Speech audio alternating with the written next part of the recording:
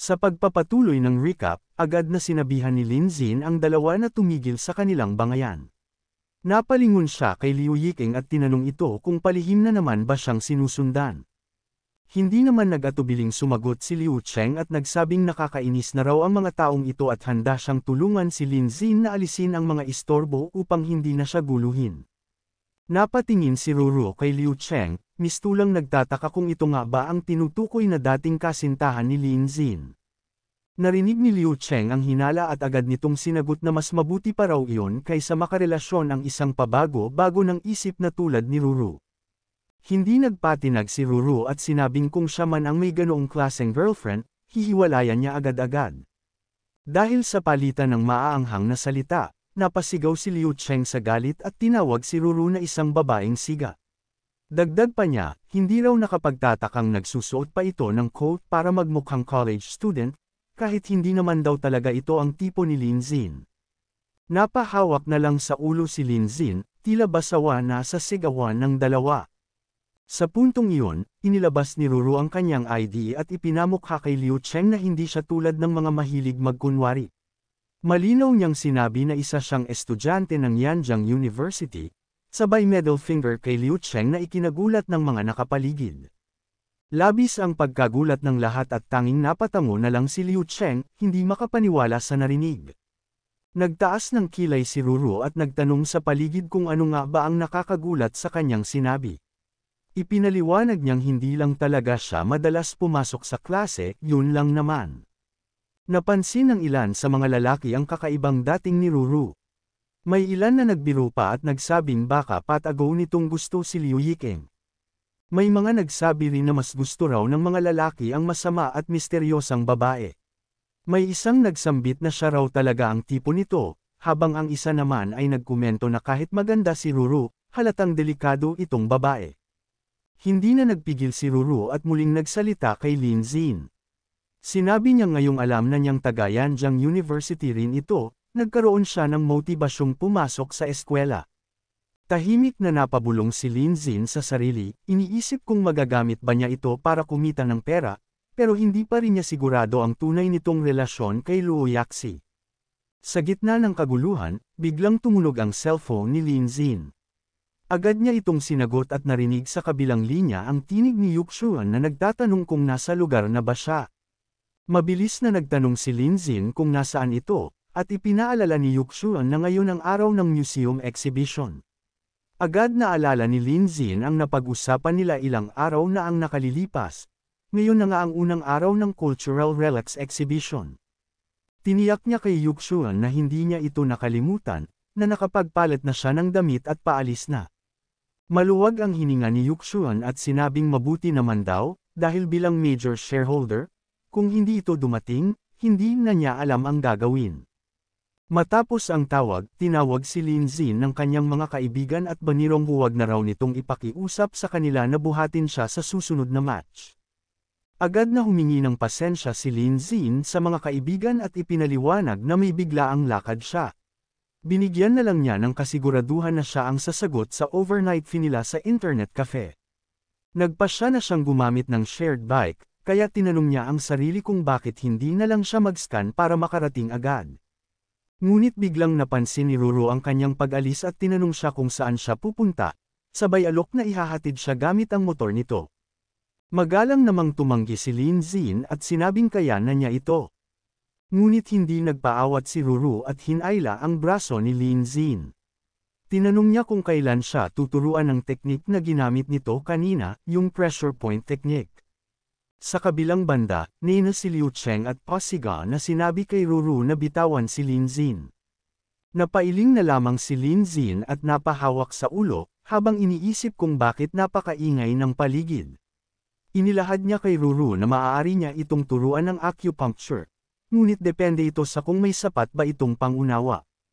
Ipinaliwanag pa niya na kailangan muna nitong maghabol sa mga subjects na naiwan, maging top level sa Mandarin, at kumuha ng Foreign Language Proficiency Certificate, saka na lang daw siya bumalik. Sa sobrang pagkadismaya, napasigaw si Ruru at nagtanong kung pwede bang ibaba naman ni Lin Xin ang requirements. Hinabol pa niya ito habang paalis. Habang ang mga lalaking nakasaksi sa lahat ng ito ay hindi maiwasang mainggit sa swerte ni Lin Zin. May ilan na nagbiro na sana raw ay sila rin ay hinahabol ng mga magagandang babae.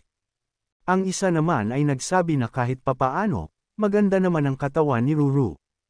Samantala, si Liu Cheng ay naiwan na lang sa gilid, halatang inis at talo sa sagupaan ng mga salita. Mapunta naman tayo sa kaganapan sa museum kung saan dagsa ang mga tao upang masilayan ang relic exhibition na inorganisa ng pamilya ni Yuxuan.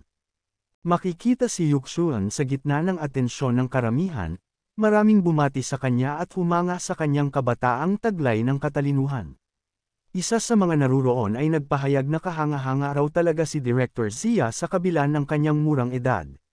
Isa pa ang nagsabing sa ilalim ng pamumuno nito, tunay na umaangat ang reputasyon ng Yanjiang Museum. Habang ang isa naman ay nagpahayag ng pagkainggit kay Lao Zia sa pagkakaroon ng isang napakagaling na anak. Di naglaon, lumapit ang isang lalaking nagpakilalang Yang at nagtangkang imbitahan si Yuxuan na magkasalo sila sa isang pagkain. Iniabot pa nito ang kanyang yellow card bilang paanyaya. Maayos namang tinanggihan ni Yuxuan ang imbitasyon, at sinabing nakakain na siya at kasalukuyang nagda-diet. Hindi naman natinag ang lalaki at sinabi pa na may reservation siya sa isang 3-star Michelin restaurant, sapagkat para raw sa isang sophisticated na babae gaya niya, iyon lamang ang nararapat. Sa isip-isip ng lalaki, tiyak umanong mahuhulog si Yuxuan sa kanyang charm bilang isang gwapong uncle. Samantala, dumating din sa museum ang ating bida habang may dalang pagkain. Agad nitong tinawag si Yuxuan at tinanong kung naroon na nga ito. Napatingin si Yuxuan sa hawak ng ating bida at nagtanong kung ano raw ang dala nito. Ipinaliwanag ng bida na grilled sausage lamang ito mula sa gate ng unibersidad, at nag-alok pa kung gusto ba raw ni Yuxuan. Sa isang tabi, pinagmamasdan sila niyang at hindi nito naiwasang kutsain sa kanyang isipan ang simpleng pagkain na dala ng ating bida. Akala raw nito ay kakain si Yuxuan ng pagkain na ganoon lamang kamura. Ngunit ikinagulat ng lalaki nang tinanggap ni Yuxuan ang alok, sabay kain ng sausage at sabing matagal na raw niyang gustong subukan ito. Halos hindi makapaniwala siyang sa nasaksihan. Nangganyo palalo si Yuxuan nang marinig ang dagdag na kwento ng ating bida na masarap din ang stinky tofu sa tabi ng tindahang iyon, at sinabi pa nitong gusto niyang matikman ang lahat sa susunod na pagkakataon. Matapos nito, inimbitahan ni Yuxuan ang ating bida papunta sa West Hall para sa Antique Appraisal event. Naiwan na lamang siyang na parang estatwa sa pagkabigo. Tinanong ng ating bida kung ano raw ba ang Antique Appraisal meeting. Ipinaliwanag naman ni Yuxuan na isa itong event na karaniwang inorganisa ng kanyang ama, ginaganap 2 beses sa isang buwan, kung saan may bayad ang appraisal ng antiques at cultural relics. Sikat na sikat daw ito sa Yanjiang Antique Collecting Circle. Samantala, sa kabilang bahagi ng museum, makikita ang isang lalaki na nagngangalang Wang Xiaoheng na kasalukuyang nagla-live habang kumakain ng donut. Buong yabang niyang ipinakita sa kanyang viewers na nasa appraisal event siya sa Yanjiang Museum. Nakipagkwentuhan pa ito sa kanyang viewers at ibinahagi ang planong magpa-appraise ng kanyang kayamanang dala. Umaasang mabebenta ito sa magandang halaga bago siya lumipad papuntang Amerika. Mayroon na raw naghihintay na trabaho para sa kanya roon, ayon pa sa kanya. Maya-maya, tinawag ang number 174 kaya dali-daling tumakbo si Heng papunta sa appraisal area. Habang naglalakad naman si Yuxuan at ang ating bida, napansin nilang masaya ang kapaligiran. Sinabi ni Yuxuan na masaya raw talaga ang event, at sumang-ayon naman ang ating bida. Sa gitna ng kanilang paglalakad, lumapit ang teacher ni Yuxuan at pinuri ito sa exhibition. Tinanong pa kung nasaan si Lao Zia. Nagpasalamat si Yuxuan at sinabing darating din ito mamaya. Humanga palalo ang guro sa pagpapalaki ni Lao Zia kay Yuxuan, ngunit agad ding nagpaalam dahil sa sakit sa tiyan. Samantala, hindi na napigilan ni Heng ang menas at sumigaw sa appraisal area. Reklamo niya, bakit raw walang kasunod na tinawag matapos ang kanyang numero. Sinabi pa niya sa kanyang live stream na sobrang haba ng pila at tila mabagal ang proseso. Lumapit naman si Yuxuan at mahinahong ipinaliwanag na saglit lang namang umalis si Teacher Kong. Kung hindi na raw ito makapaghintay, siya na lang ang gagawa ng appraisal. Tila may pag-aalinlangan si Heng at sinabi sa Liv na parang hindi raw eksperto si Yuxuan. Ngunit sagot naman ni Yuxuan, na mas mainam sigurong subukan muna siya. Inilabas ni Heng ang dala niyang artifact at ipinagmalaki na ito raw ay tobacco pipe ng isang founding president ng Amerika. Habang sinusuri ito ni Yuxuan, patuloy ang live stream at di may iwasang humanga ang mga viewers sa taglay nitong ganda at husay. May mga komento pang nagsasabing gusto nilang makipagkaibigan kay Brother Heng kung may koneksyon ito kay Yuxuan. Ngunit matapos ang maikling pagsusuri, sinabi ni Yuxuan na isa lamang itong craft item at hindi tunay na artifact. Yumangal si Heng at ipinagpilitang ito raw ay bigay ng isang respetadong kaibigang Amerikano, kaya imposibleng peke ito. Ipinakita naman ni Yuxuan ang ebidensya, isang nakaukit na salita sa ibang wika. Tinanong nito kung alam ba ni Heng ang ibig sabihin noon. Pabirong hula ni Heng, baka raw ito'y may kinalaman sa Declaration of Independence, at masaya pa nitong binigkas, America is freedom. Ngunit agad siyang pinutol ni Yuxuan at sinabing ang nakaukit ay made in China. Lalong nena si Heng habang tawang-tawa ang mga viewers sa kanyang live stream. Dagdag pa ni Yuxuan, kung hindi raw siya naniniwala, kuhanan na lang ito ng litrato at gamitin ang translation app sa kanyang telepono. Hindi na ito pinansin ni Heng at inilabas pa ang isa pang artifact, sabay sabing susubukan niyang muli si Yuxuan dahil duda pa rin siya sa galing nito. Inilabas ni Heng ang isang artifact at tinanong kung ano ang pinagmulan ng porselanang iyon, ilang taon na ang kasaysayan nito, at hinamon si Yuxuan na sabihin ang totoo upang matapos na ang kanilang pagtatalo. Tiningnan ito ni Yuxuan at ipinaliwanag na limitado lamang ang kanyang kaalaman, ngunit batid niyang perpekto ang porselanang iyon. Dagdag pa niya, kung aaminin man niya ang kakulangan sa kanyang kaalaman, tiyak niyang masasabi na ang tubong ibinigay sa kanya ng kanyang kaibigang Amerikano ay hindi maaaring maging ganap na perpekto. Gayunman, dahil sa sobrang perpekto nito, pinaniniwalaan niyang ito ay isang replika. Agad na sumigaw si Heng sa narinig at tinulig sa si Yuxuan, sinabing wala itong alam ngunit ipinagmamalaki ang pagiging eksperto at tinanong kung binili lamang ba ang kanyang titulo o nakamit sa hindi marangal na paraan. Mariing binalaan ni Yuxuan si Heng na mag-ingat sa sinasabi at kung hindi ay ipapalabas siya ng seguridad. Lalo namang nagtaas ng boses si Heng at sinabing nagbayad siya ng $500 para sa pagsusuri at tatawag siya ng pulis kung kinakailangan. Lumapit ang mga kasamahan ni Yuxuan upang alamin ang nangyayari, at ipinaliwanag niya na nagdala si Heng ng isang mataas na kalidad na peking porselana. Patuloy pa ring nagsisigaw si Heng at tinawag ang lahat upang makita umano ang kawalan ng profesionalismo ni Yuxuan at ng museo.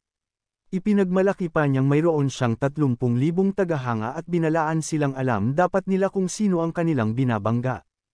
Sa gitna ng sigalot, bumulong ang guro ni Yuxuan at sinabing magaling man ang appraisal skills nito, malayo pa rin siya sa kakayahan ng kanyang ama na si Lao Xia. Ipinaliwanag din ito na ang isang taga-suri ay hindi lamang antiques ang sinusuri kundi pati ang ugali ng mga tao. Dahil walang malinaw na ebidensya ng pamamiki at walang nakikitang depekto, iminungkahi ng guro na bigyan na lamang si Heng ng sertipiko at tapusin na ang usapan. Habang iniisip ni Yuxuan ang magiging resulta ng sitwasyon, may mga tao pang nagsabi na paano niya na lamang imitasyon lamang ang porselanang nagkakahalaga ng milyon-milyong dolyar. Kinwestiyon pa ang kanyang kaalaman sa pagsusuri ng anti-gang kagamitan at binalaan siyang ginagawa lamang iyon para sa kanyang kabutihan. Sinabi rin sa kanya na hindi na siya bata, kaya panahon na para mag-mature, at kung hindi ay paano niya mapapangasiwaan ang museo na bunga ng dedikasyon ng kanilang pamilya sa loob ng maraming henerasyon. Bago pa man siya makasagot, isang boses mula sa likuran ang nagtanong kung ano ang pinagkakaguluhan at kung may nangyayaring interesante. Paglingon ng lahat, nakita nilang si Linzin pala ang dumating, at agad itong binati ni Yuxuan. Itinanong naman ni Heng kung sino si Linzin, na agad namang nagpahayag na siya ay isang eksperto sa lahat ng eksperto. Sinang-ayunan ng guro ni Yuxuan ang pahayag at ipinaliwanag na mas mataas pa ang kakayahan ni Linzin kaysa sa kanya sa larangan ng pagsusuri ng anti-gang kagamitan. May mga usapan pang narinig na si Linzin ay bagong shareholder ng museo, at tanging nag-iisang may-ari pa nito, bukod sa pagiging lubhang mayaman. Hindi pa rin nagpatinag si Heng at hinamon si Lin Xin na suriin ang porselana, na aniya ay mula pa sa Song Dynasty. Tiningnan ito ni Lin Xin at tinanong kung sigurado ba si Heng na mula nga ito sa Song Dynasty at hindi lang sa nakaraang linggo. Sa kabila ng patutsyada, ipinagmalaki ni Heng na ang porselanang iyon ay ipinasa sa kanya mula pa sa kanyang dakilang ninuno at isa itong mahalagang yaman ng kanilang pamilya. Agad na sumigaw ang ating bida sa lalaki habang ito ay nasa live broadcast, binanggit ang tungkol sa lolo ng lalaki, bagay na ikinagulat nito. Gayunman, mabilis na sumagot ang lalaki at tinawag ang ating bida na isang walang galang na kabataan na nagbabalak lamang maglaro ng panlilinlang. Kalma lamang ang naging tugon ng ating bida at sinabing mahusay ang lalaki sa pagpapaloko at tinanong kung magkano ang ginastos nito para sa murang imitasyong iyon. Lalo namang uminit ang ulo ng lalaki at tinawag ang ating bida na isang matigas ang ulong baboy na hindi natatakot masunog. Sinabi pa nitong napakalaki ng bibig nito at ipinangako na pababagsakin niya ito. Ipinagyabang ng lalaki na dapat ay buksan ng mabuti ang mga mata ng lahat at tingnan ang porselanang iyon, dahil binili raw niya ito mula mismo kay Master Fanguubaw, at may kalakip pa itong sertipiko ng pagpapatunay. Ipinapaalala pa niya ang halaga at prestihiyo na kaakibat ng nasabing dokumento. Ngunit muling pinatunayan ng ating bida ang kanyang talino sa pagtatanong kung gayon, hindi pala ito namana mula sa lolo ng lalaki. Kung mayroon na siyang sertipiko ng pagpapatunay, bakit pa ito naghahanap ng karagdagang verifikasyon? Anong uri ng pagkilala ba ang kanyang hinihintay? Nagpanteng ang tainga ng lalaki at sa gitna ng galit ay tinawag na bastardo ang ating bida, sabay banta na nararapat itong bugbugin. Sa kabila ng kanyang pagtutol, mabilis siyang kinaladkad ng mga gwardya palabas ng lugar. Agad na bamulong ang guro ni Yakshuan kay Lin Xin at ipinaliwanag na ang mga tao mula sa National Treasures Association ay karaniwang umiikot upang suriin ang kanilang mga kultural na relikya. Idinagdag pa nito na mas marami raw appraisal certificates ang hawak ng isang artifact, mas tumataas ang halaga ng bentahan nito. Ipinaalala rin niya na si Fanguubaw ay kilalang collector sa Yanjiang, at may narinig siyang may mga taong dumadalaw din sa cultural relics sa araw na iyon, kaya nararapat lamang na mag-ingat sila sa kanilang mga binibitawang salita. Sa halip na sumagot, pumikit lamang si Lin Xin. Ngunit makalipas ang ilang sandali ay nagsalita rin si Lin Xin at mariing sinabi na anuman ang kanilang pagkakakilanlan, magdadala pa rin sila ng mga peke para ipasuri. Dagdag pa niya, nais lamang nilang manipulahin ang appraisal event upang tumaas ang presyo ng mga anti-gang bagay, ngunit hindi niya hahayaan na mangyari iyon. Samantala, muling sumigaw ang lalaki habang nasa live broadcast sa kanyang account. Ipinahayag niya sa kanyang mga tagahanga na nakikita nila ngayon kung gaano kababa ang kalidad ng Yanjiang Antique Appraisal Association, at idinagdag pa niyang ibinaba nito ang imahe ng buong komunidad ng mga collector sa China. Ayon sa kanya, para sa isang makabayang tao tulad niya, labis itong nakapanlulumo. Habang nagpapatuloy ang kanyang palabas, nagkakagulo naman sa seksyon ng mga komento ng kanyang mga manunood. May ilan na nagbanggit na nais din nilang pumunta roon upang kumain ng donuts, samantalang ang iba na may nagbiro na baka kapag pumunta sila ay maging cream puffs pa sila. May isa pang nagpahayag ng kumpiyansa at sinabing tiyak siya sa pagkakataong ito. Naiiling na lamang ang ating bida sa mga naririnig, saka sinabing wala na siyang gana pang makipagtalo. Ipinahayag niyang kung nais ng lalaki ng refund sa appraisal fee, ibabalik niya ito, ngunit dapat niyang isama ang kanyang mga peking artifacts at peking sertipiko at lumayo na. Dinugtungan pa niya na sa susunod, mas mabuting humanap ng maaasahang appraiser kaysa basta na lamang magpaloko at magbilang ng perang nauuwi sa wala. Sa gitna ng kaguluhan, biglang may sumigaw mula sa likuran na nag-utos na maghintay muna. Lumingon ang lahat at nakita nila ang isang matandang lalaki na may dalang pamaypay.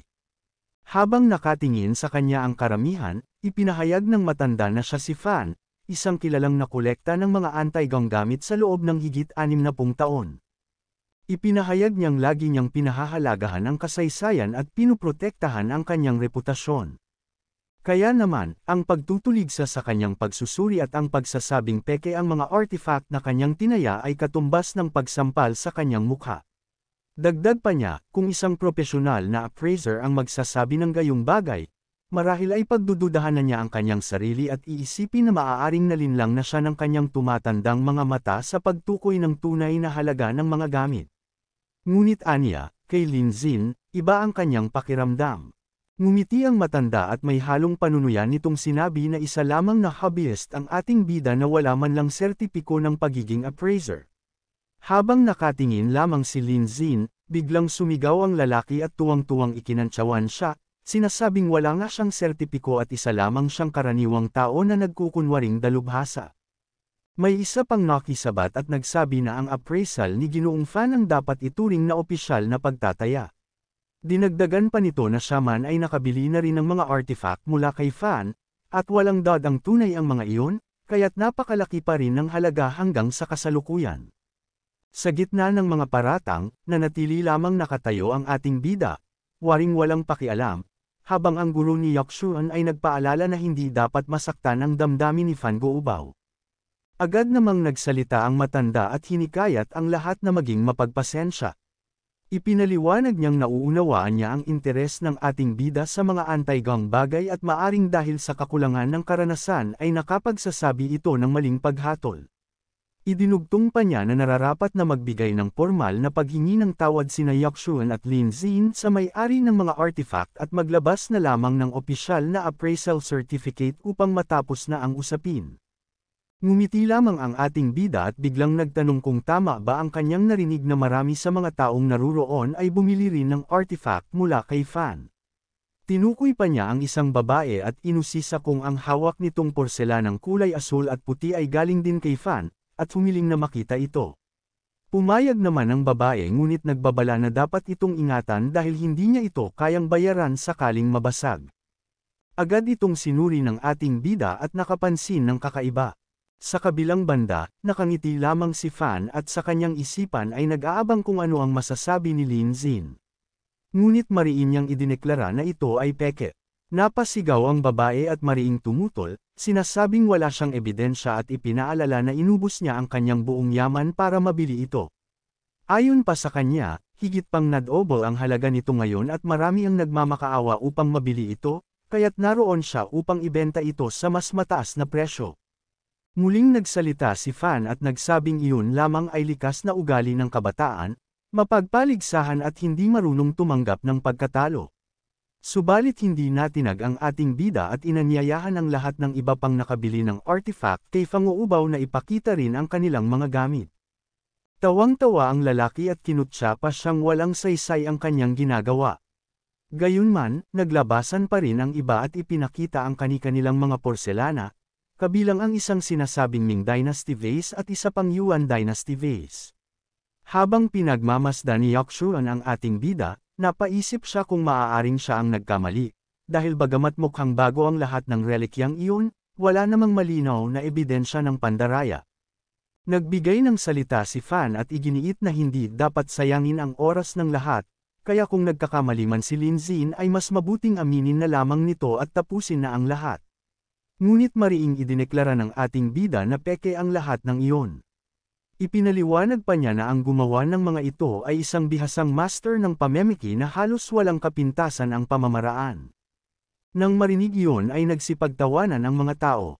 Tawang-tawa rin ang lalaki habang nasa live stream at ipinahayag ng mga tao roon na walang saysay ang kanyang sinabi, at kung gaano katigas ang kanyang ulo.